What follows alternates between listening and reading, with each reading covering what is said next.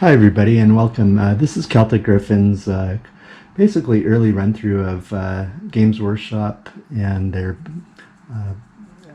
I guess bookcase board games, and just a brief introduction to White Dwarf, and just kind of a run through of the collection from the late 70s all the way through to around 2000 era. So kind of the heyday of Games Workshop. This, of course, here is a copy of the first edition of Warhammer Fantasy Battle.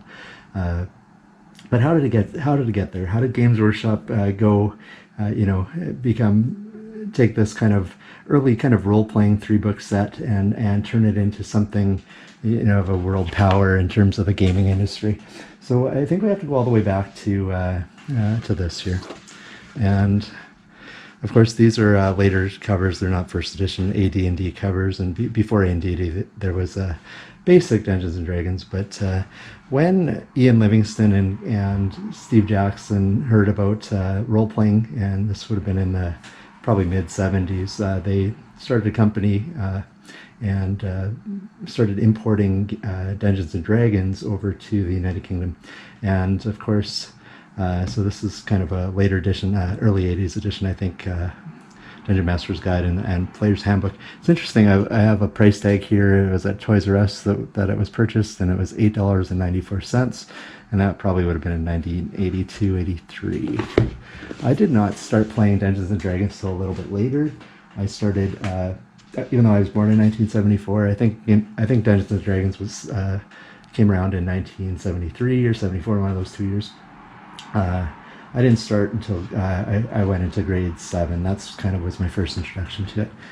Here's some of the earlier editions of basic Dungeons and Dragons. So I think this one was 79 era. I'm not really sure. I could look at the back, but that's just one of my earlier copies there.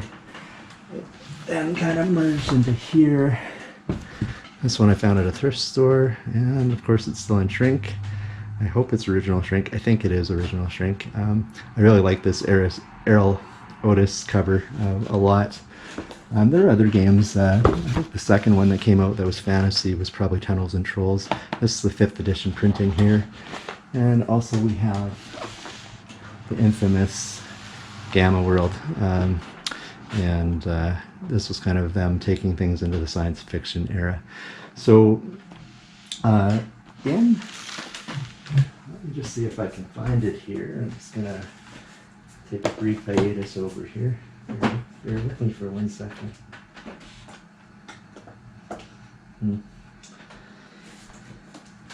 Yeah, just to go through some other things here. As I showed off the white box set, but there was also a second edition box set. It's a little more colorful. Or was this the first edition? No, this had to be the second edition. 1984. So this would have been second edition. This was soon followed up by some really cool scenario packs. I don't have one of them, but I do have 2 of them.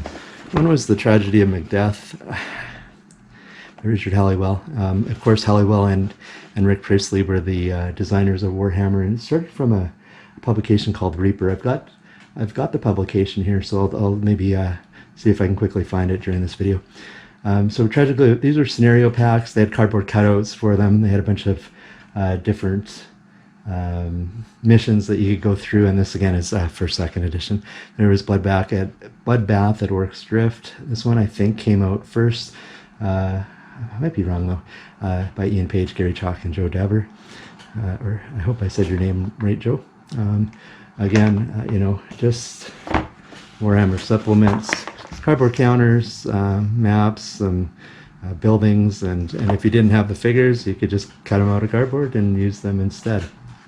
I'm going to see if I can get that Reaper's book here.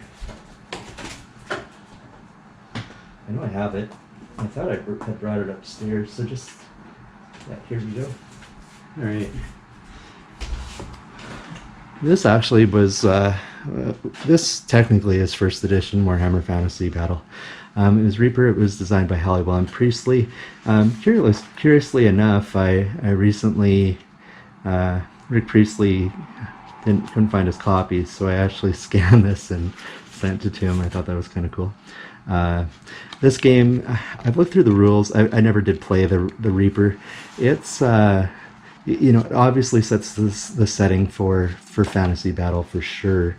After that, so we go into the white box set, then the red one, and then we probably go into my most favorite edition of Warhammer. Just bringing out some books here. Just taking a second. Now we're kind of going into 1987, and in the 1987, this happened, and let me tell you, what a delight. This is probably one of the best reads you can have if you're interested in Warhammer Fantasy Battle. This is the hardcover 3rd edition book by Priestley Halliwell. I know Brian Ansell of Citadel Miniatures actually had joined the fray. It's got beautiful artwork inside it, and the 3rd edition is a real treat to play. Not many people play it these days. It is part of the Oldhammer movement. It's probably the basis. I would say most people that play Oldhammer probably play 3rd edition. Lots of options for how troops could be formed up and how they can move. Spells used kind of a magic point system, but there was like tons of spells, and some of them made sense in the game. Some of them you had to scratch your head and wondering what they were thinking. Soon after this book came out, I believe, was it this one? I think this one came out. I think this may have came out during the 2nd edition. Can't remember if this came out first. I think it did. I think this was 2nd edition. This gave a kind of a list of how to compose your armies, and kind of gave stat blocks for all of the characters. So you have Skaven, Dark Elves, Undead, Orcs and Goblins, and postscript. Let's just have a quick look through this here. It's just got letters. You can send letters into ravening hordes. Of course, there were mercenaries, Kislev, beautiful Zote model. Zotes were, I think, part of. I think they could cast spells back then, I believe, and you had allies as well. So, and so I think this was for 2nd edition. I might be wrong. It might have been for 3rd. So that made it came out before the hardcover book.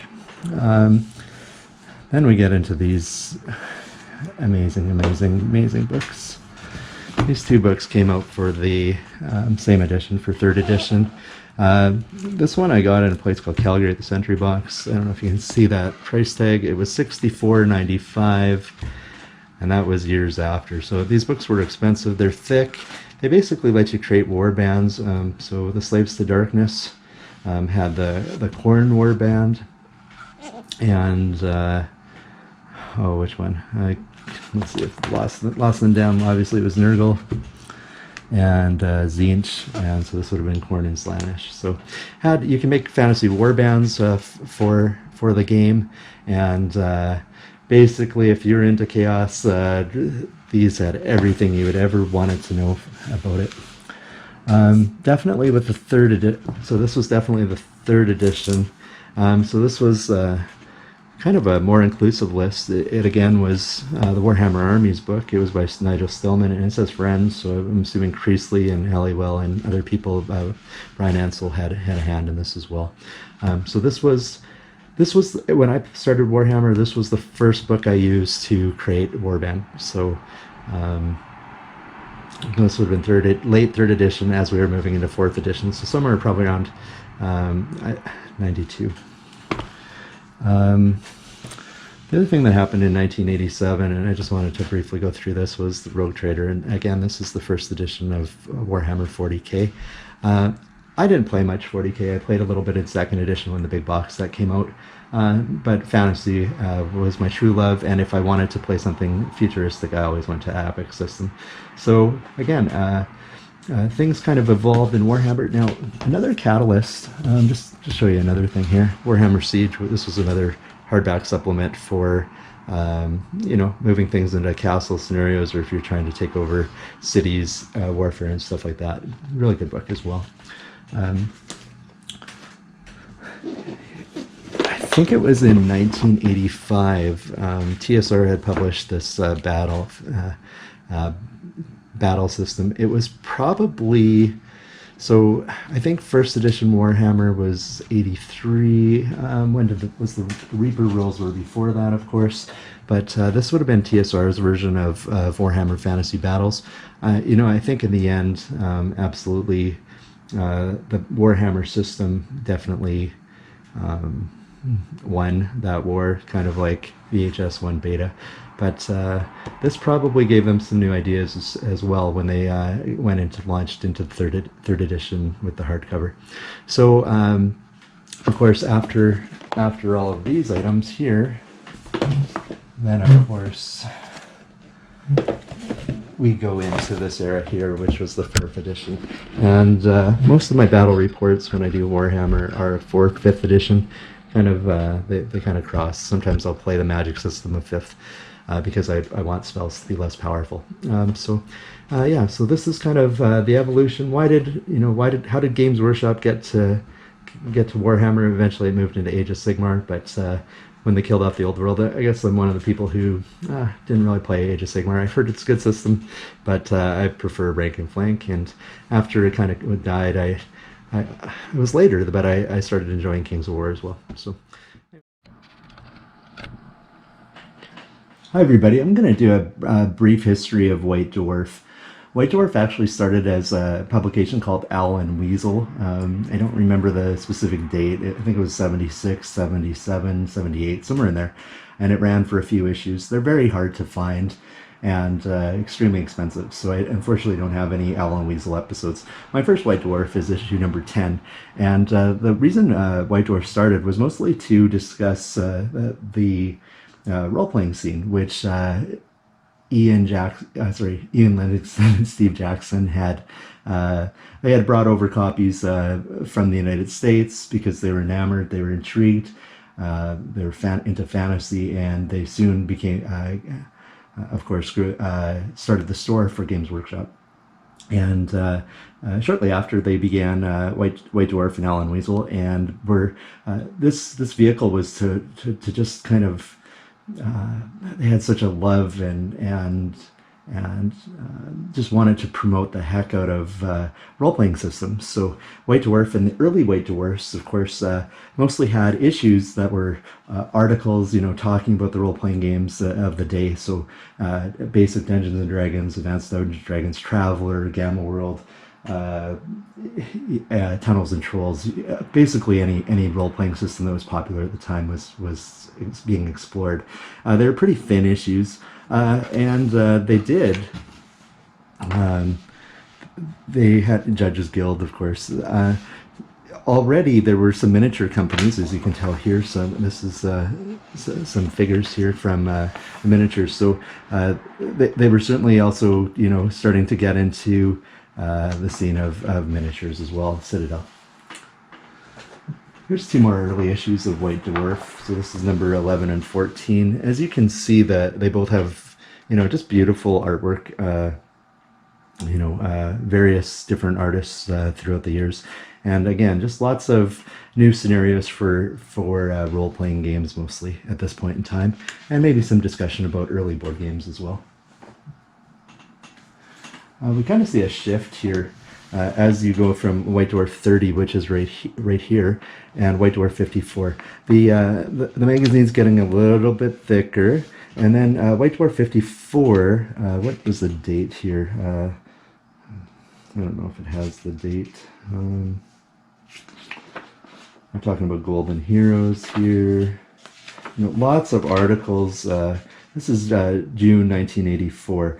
So lots of had Fiend Factory already, which were kind of new miniatures for Dungeons and Dragons. But it was getting a little bit thicker, a little bit bigger. But they were still mostly talking about role-playing games at this point in time. As we move through the years, we get into, this is White Dwarf issue 94, and this issue here was October 1987. And as you can see in the spread, They're talking about the skeleton war machine. So these are third edition style, maybe even second edition, not sure, style war machines here. These sculpts kind of continued for a long time here. But in this episode here, or in this issue, they're talking about Blood Bowl now has come around. They're talking about Rogue Trader for 40K. So you're seeing a shift, more of an in-house magazine where they're discussing most of the Games Workshop and Citadel miniature ranges at this point. White Dwarf 100 was a kind of a key anniversary. They made it to 100. Some magazines get there, others don't. It's kind of a showcase of a lot of the early miniatures of the day. Again, but lots of new rules or rules that they've kind of reprinted in rules that they eventually would port over to new gaming systems. This is White Dwarf 100, and at this point, this was in 1988. So at this point, the third edition of Warhammer Fantasy Battle had been launched. The first edition of Rogue Trader had also been launched. So, sorry, third edition of Fantasy Battle, first edition Warhammer 40K Rogue Trader. Another key thing here is White Dwarf was working at the time in conjunction with Milton Bradley Games, and here's a copy of, so issue 118, and this is a copy of the Advanced Heroquest game system. More pertinent to our discussions is something like this, which is White Dwarf 148. At this point, you see this is actually the Empire Army book cover, and in this there was a significant battle report. They've started doing a lot of battle reports in the issues, kind of promoting their fantasy and 40. I don't know if they did 40K by now, but fantasy, and they did this thing here. The write-up was done by Nigel Stillman and Andy Chambers, and probably the scenario was also designed by them. But you had the Empire Army, which was handled by the Perry twins, Michael and Ellen Perry, and they were facing off versus a Dwarf and Wood Elf army by Mike McVeigh and Wayne England. Now in this, they discuss points, changes, and stuff. So I think this is kind of the critical issue where they're doing a lot of the play testing for 4th edition Fantasy Battle. Whether that battle report was in the 3rd edition or 4th, my guess is that it was in the 4th edition. Then we get to September, I believe it was September 1992, issue 153. This is the US edition, because I live in Canada. They started, White Dwarf, I wasn't getting them from England anymore. I was starting to get them from the United States. And they were in the newsstands in Canada as well. This edition was iconic. It shows the introduction to Warhammer 4th edition, the Fantasy Battle box set, and it just has it's basically not really any rules. It's talking about Epic Space Marine at this time, but it's just got some spread, which is kind of the same stuff that is in probably some of the Army books, and it's just promotional material for the 4th edition. As you can see, the very next issue already had the cover of the Chronicles of War, which came out a little bit later, which was kind of a campaign supplement and some additional clarifications and facts and stuff for the 4th edition. The final thing about White Dwarf is there were a lot of special editions. Here's just an example of it. This is Thread the Barbarian. I believe this came out, it was a graphic novel. It came out, I think, in 1988. Thread was a kind of a comic strip that ran through early editions of White Dwarf, and pretty entertaining, kind of a barbarian, a dumb barbarian, kind of like Conan the Barbarian.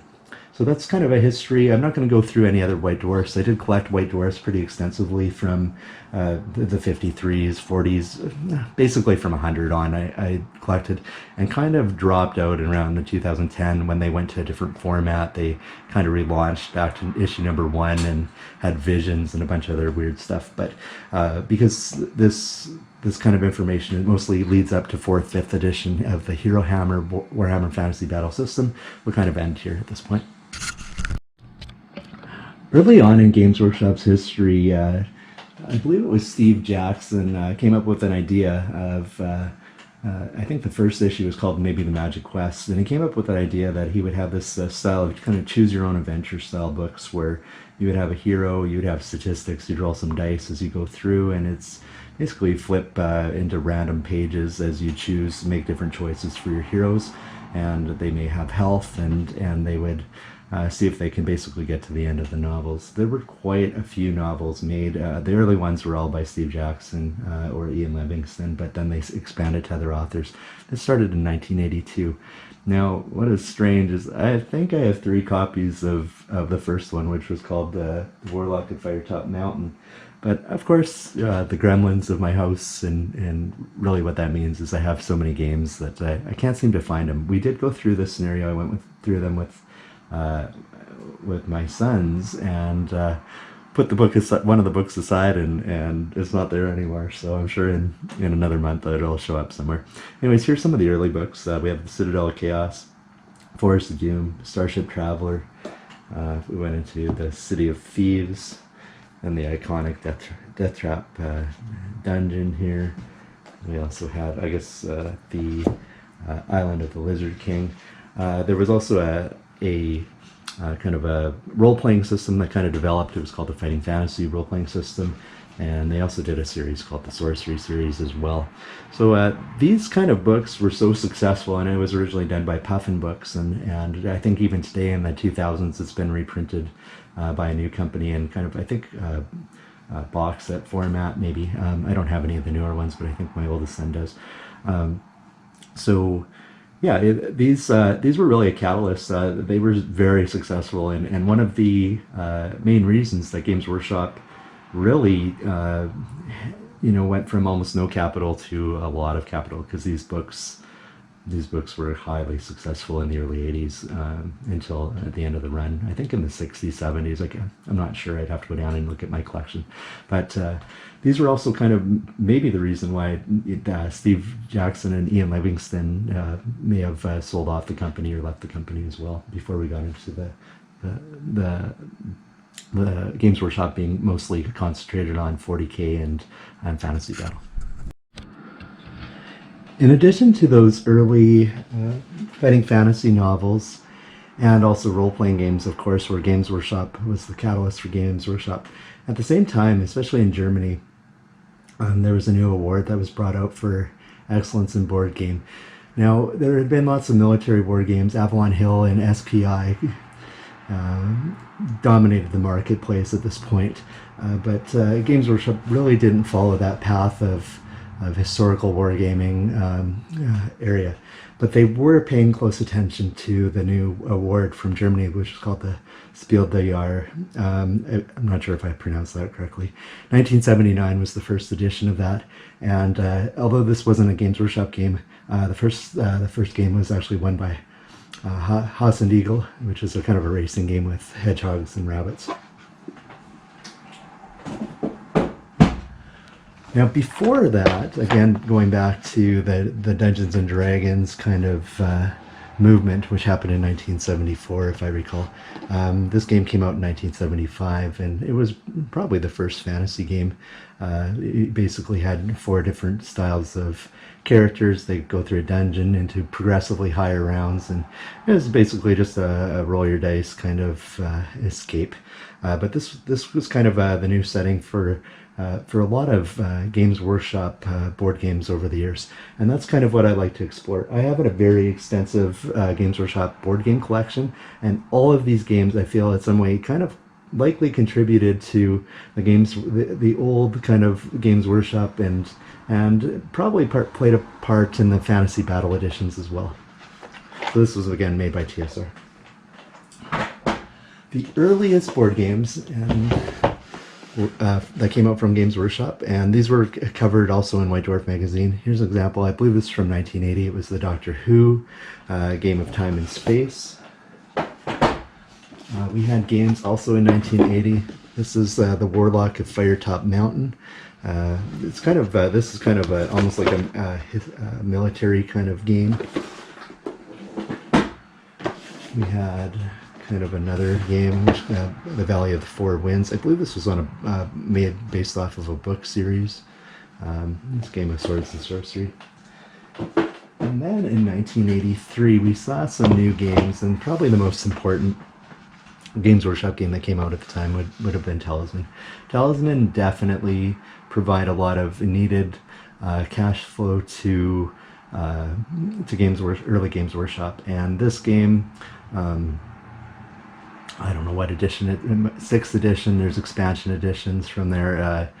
This really started it off, and just look at that cover. Just an iconic game. It also had a lot of expansions, but not for the 1st edition. That was into the 2nd edition of the game.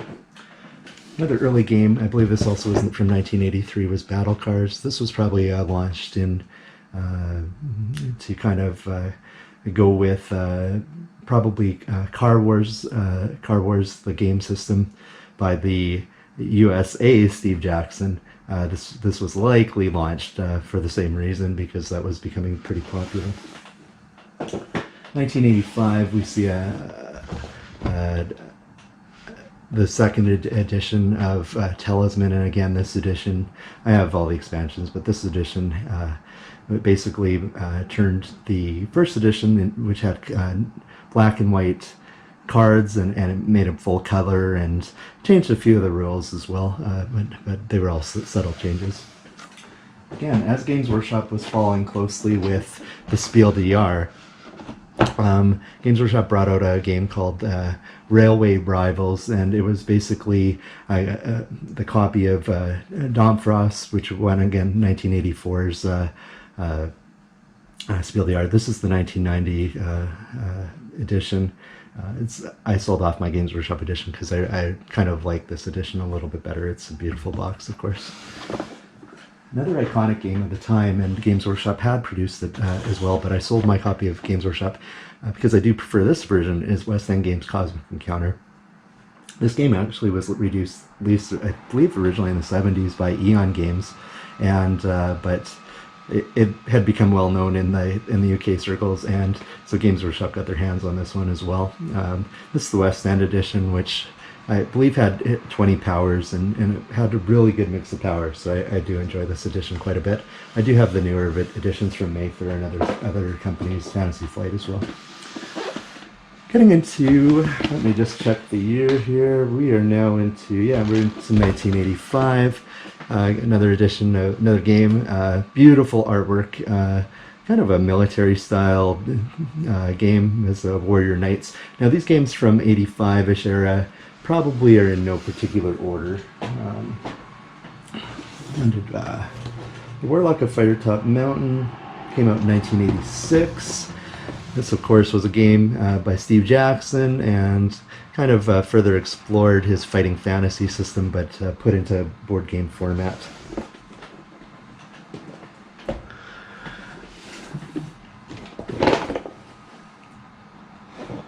In 1986, we had the 1st edition of Blood Bowl. All these games are from my personal collection.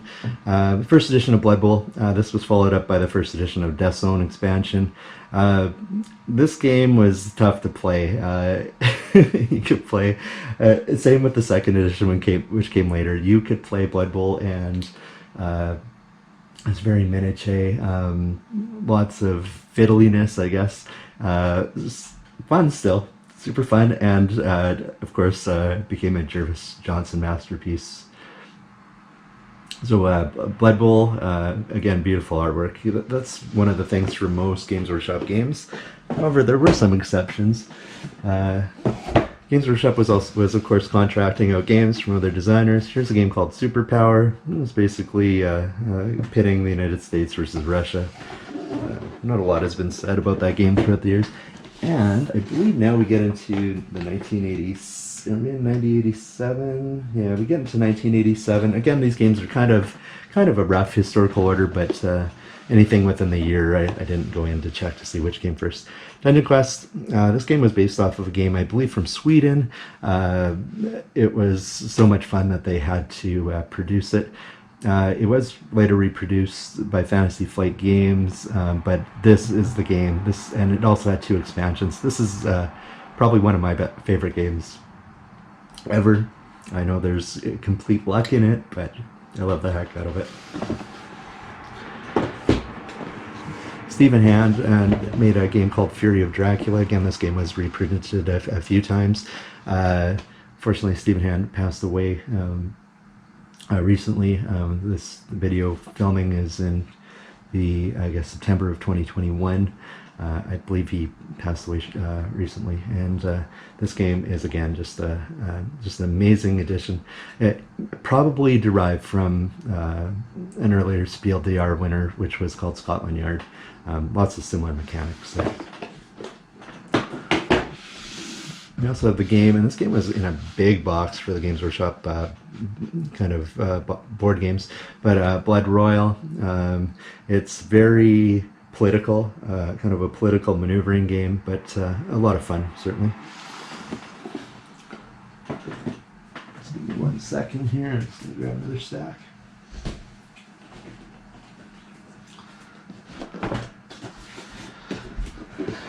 Another amazing game, Chainsaw Warrior. Chainsaw Warrior is basically you've got 60 minutes. You are basically trying to defeat a whole bunch of enemies. It's pretty random, but the good thing about Chainsaw Warrior is there's a computer version that actually captures the game quite well. An earlier game, and I believe I always get this screwed up here. I want to make sure I don't.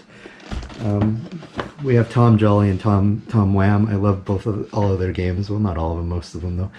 This was from, just to make sure, this is again Tom Wham's Kings and Things. This again was later reproduced as well, but this is the West End version. But I believe it was done in conjunction with Games Workshop. So another game from the 1987, which, man, this year they really, Games Workshop knocked it out of the park. Rogue Trader, first edition 40K, third edition Warhammer Fantasy Battle, and nothing but game goodness from the board game scene. Rogue Trooper, it's kind of a neat idea. Basically, you're a rogue trooper, a generic infantryman, and you're trying to search New Earth, and yeah, just kind of a super neat, fun game of the time. Popular thing, and especially in the UK, was always Judge Dredd, and this was their version of it, Blockmania. It also had 1 or 2 expansions, which I have as well. And again, this was by Richard Halliwell, and rest in peace. Richard recently passed away. Chaos Marauders, a game that was kind of based on a card game in Germany called, I believe it's called Ogallala. This is kind of, they took the First Nations theme and kind of converted it to their own Chaos Marauder stuff. What's neat about this game, about Chaos Marauders, is you have goblins, and you have Chaos Warriors, and you have Undead and Skaven, and they are all working for kind of the same Chaos faction. So at that time, Chaos was still kind of not fully divided or subdivided into their various factions. And of course, we have finally the Curse of the Mummy's Tomb. This game was kind of their, again, another horror game, and again, another game by Steve at Hand. The designer of Fury of Dracula.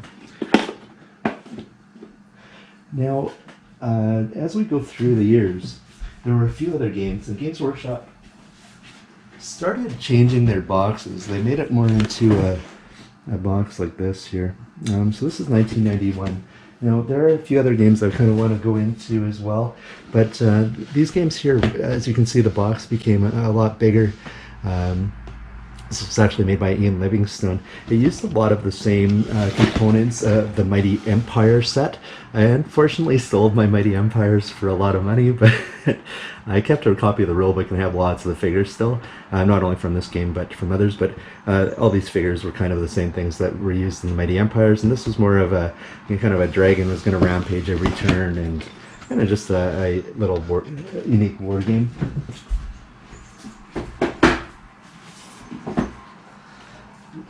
Another kind of version of games came like this. I believe this was still 1991 as well. I don't know if the date's on here. Yeah, 1991. So it included like Crunch, Mighty Warriors, Ultramarines and Space Fleet. My friend had Mighty Warriors, so I never got it. I do have a copy of Crunch, though. I never did get Ultramarines, which is kind of the neat thing about Space Fleet, is that you kind of, I don't know, maybe some people think it's dumb, but you basically roll dice inside of here, and it kind of gave you new odds, I guess, of how things would work out.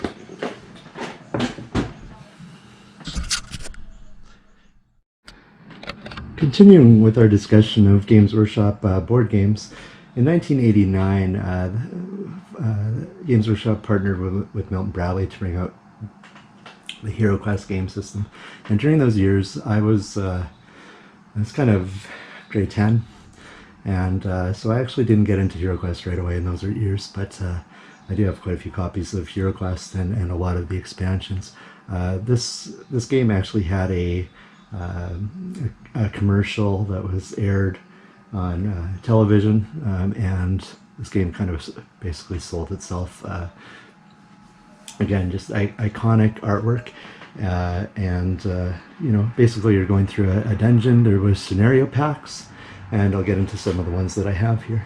So this version here, Advanced Heroquest, followed more along the lines of the Games Workshop box games of the time. So this was Advanced Heroquest, and in the White Dwarf discussion, we again went through the artwork for this version here. This added extra rules and some new monsters, plastic monsters to the game, and it's kind of interesting that it was rules for solo play. Now other games were in full swing at the time. Wolfgang Kramer and a bunch of German guys were making some great games out of Germany as well. And here's some more things that I have for Heroquest. We have the Adventure Design Kit.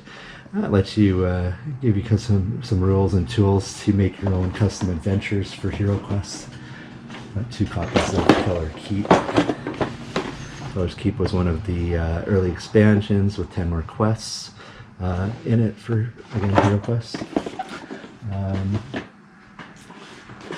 The Return of the Witch Lord expansion was one of them. Now I think I'm missing 2 of the expansions. I never did get them, but this had a kind of a quest against the undead lich, if I recall correctly. There's also against the Ogre Horde. This had like really cool these cool models, and I got some of these painted, and they're really good ogre models. I love them.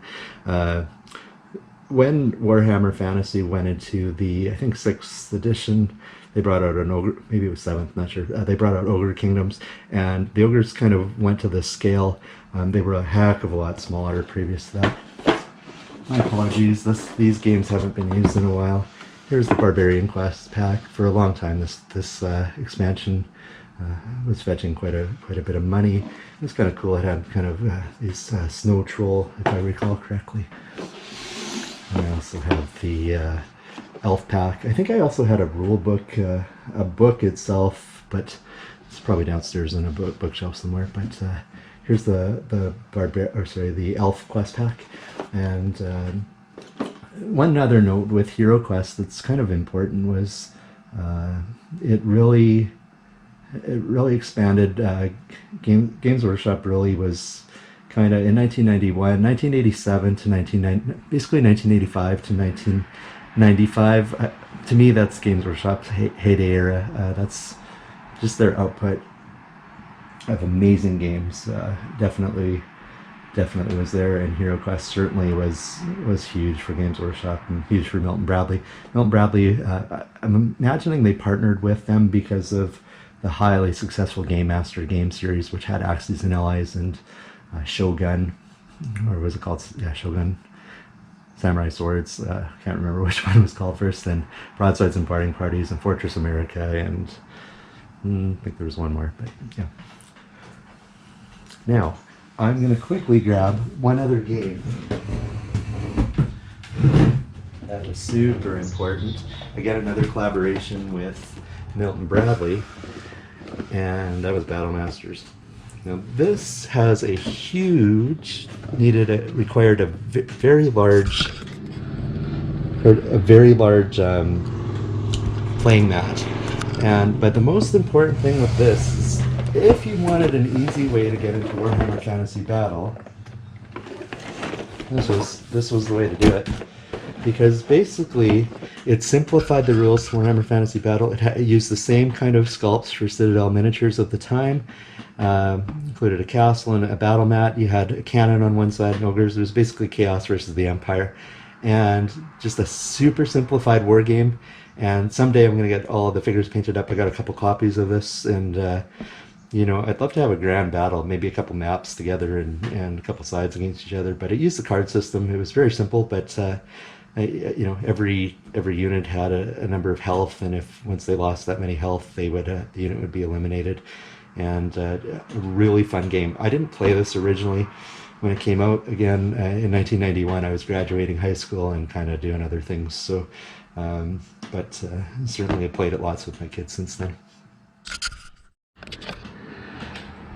A few more board games. Just one other thing with my advanced Heroquest section. I also do have the Terror in the Dark supplement as well. So I just kind of want to showcase it because it used, again, that beautiful Warhammer Fantasy artwork.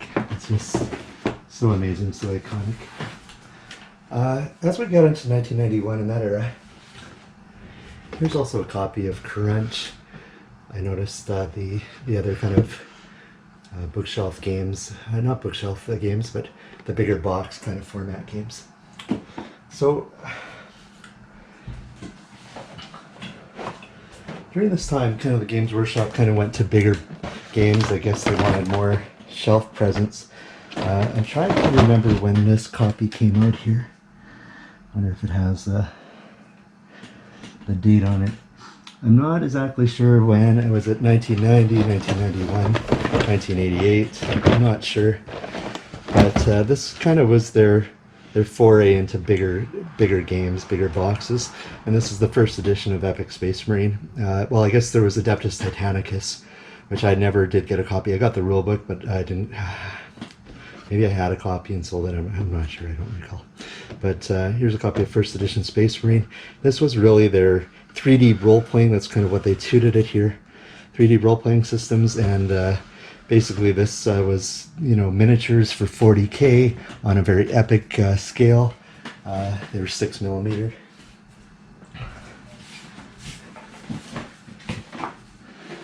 Some other early games in the system were Space Hulk. Space Hulk is a 2-player game, most certainly derived from the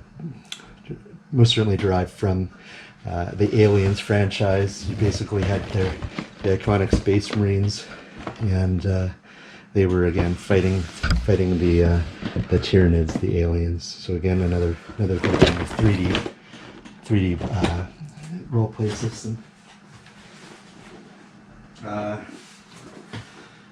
Again,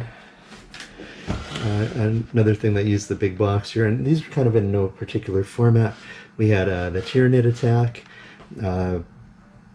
So this basically was kind of like Heroquest, but in the 40K realm. It used Tyranids and Space Marines and Terminators, I guess, mostly.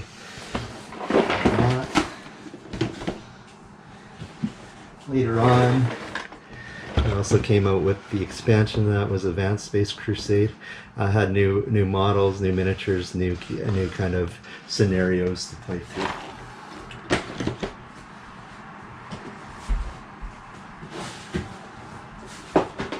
This time, Blood Bowl had kind of launched into its second edition.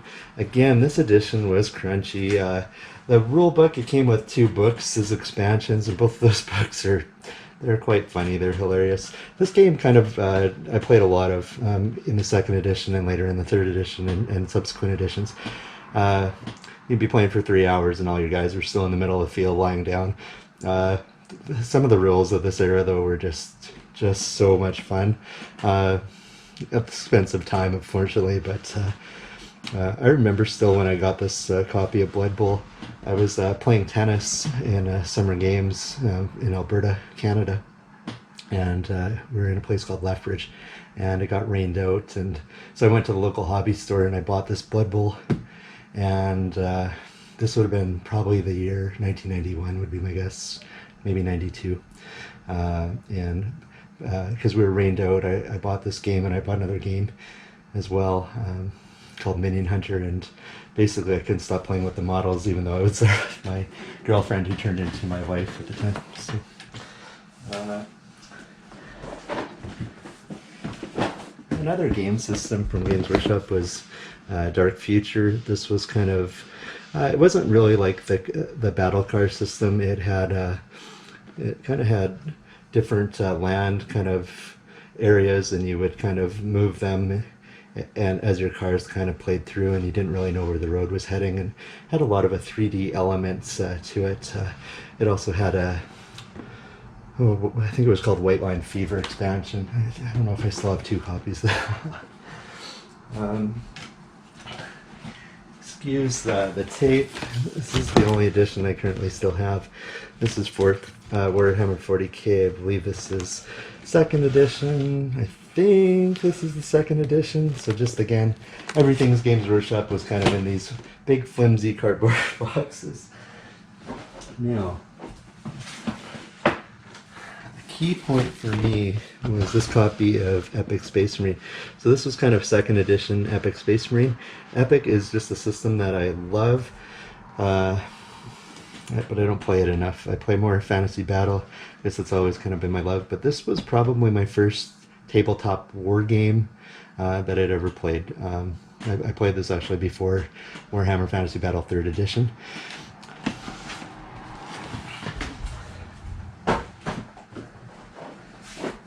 I know this is from a little bit later era, but we also have games that were released later on in the 90s, like Battlefleet Gothic. This took Epic kind of to the skies. I got lots of stuff for Battlefleet Gothic. A few other games that I kind of wanted to go through from kind of the mid-90s area of Games Workshop. So this is a box game that came out. It's called Doom of the Elder. As you can see, my copy unfortunately has not been played yet. Someday I'll get to this. Similar game of the genre. We had the Horus Heresy. This is later came out in a kind of a bigger kind of version, more deluxe version potentially.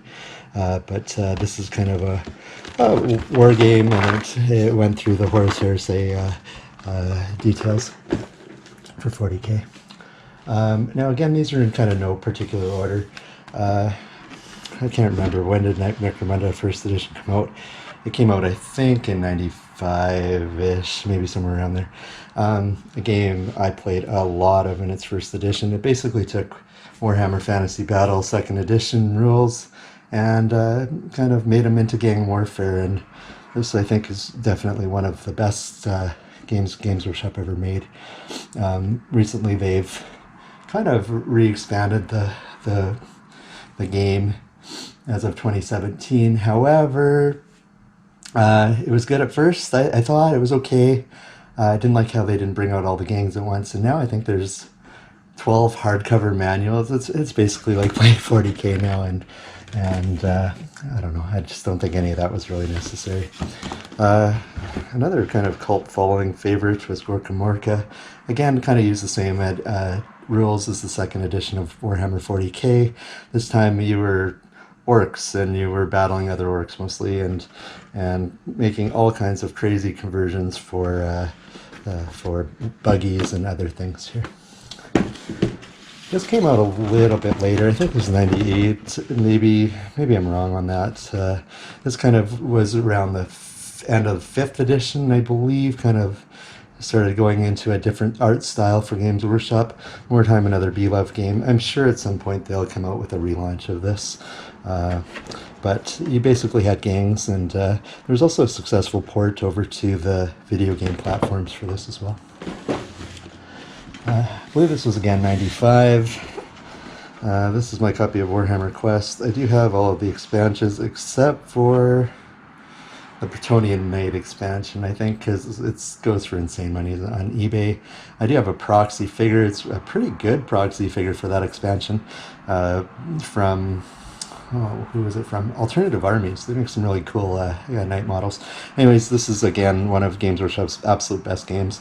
There's been new editions of Warhammer Quest that came out, kind of haven't really nailed this version. It was just an amazing version, and hopefully we'll play it more on the start to play some games on the channel as I get the figures painted up.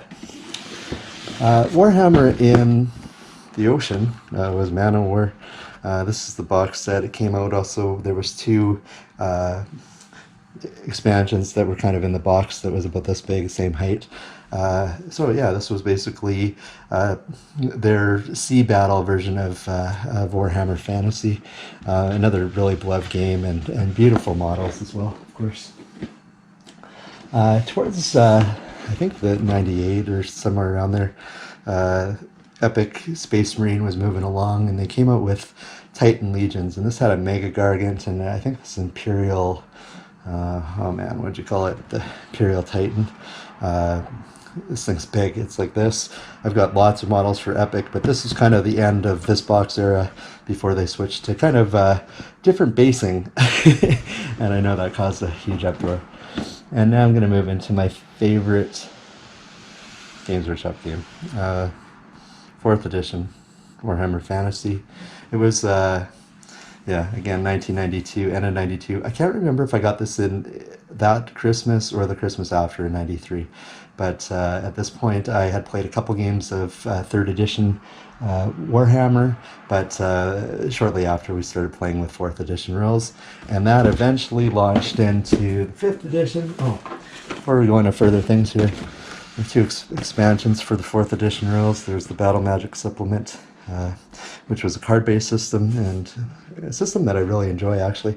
I do like 3rd edition, but often you can get spells that just don't do anything. And then there's a supplement called the Arcane Magic Supplement for the 4th edition. And then, of course, we moved into the 5th edition Fantasy Battle. This had the Bretonnians versus the Lizardmen, and just another beautiful art set. But again, the 4th edition is kind of my love. Minor tweaks.